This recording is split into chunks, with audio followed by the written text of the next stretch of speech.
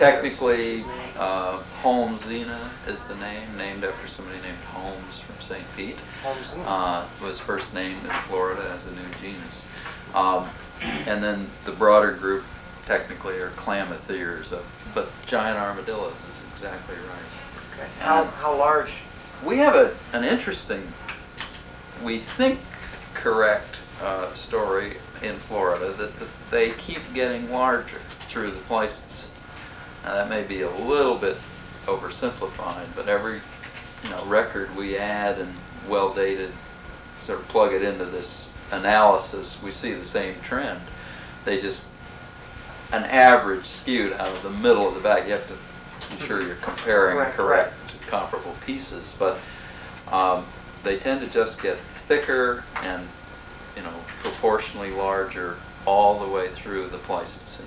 And they show up here from South America in just before the Pleistocene, about 2.5 million years. Now this scoot size is fairly, as you can tell, they're fairly all the same size. I haven't found anything really small, and I haven't found anything, the size of a brick. How much bigger have you seen? They wouldn't get much bigger than this. The only trick is that there are, well, I say two main kinds. There are a lot of little funny edge ones and funny ones from the top of the head, but on the big shell, they're basically immovables that tend to be either, well, they tend to be hexagonal, but certainly not always so.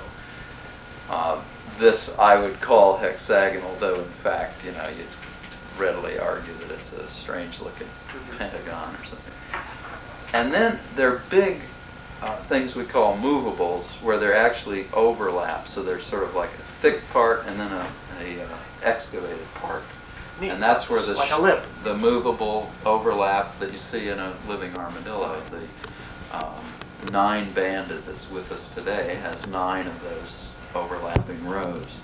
So Klamath ears only had, Holmesina we think had only 3 overlap zones, but even so, that's a lot of big scutes that are quite different. When you see one of those, you'd say, well, it's a different animal or something, but in fact it's just that. And did they get as big as a dog, or as big as a, yeah, a pig?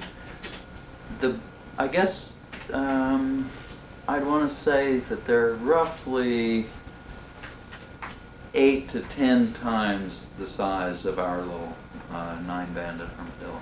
So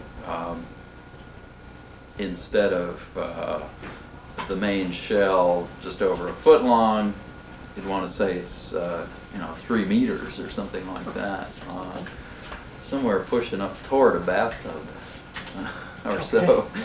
Okay.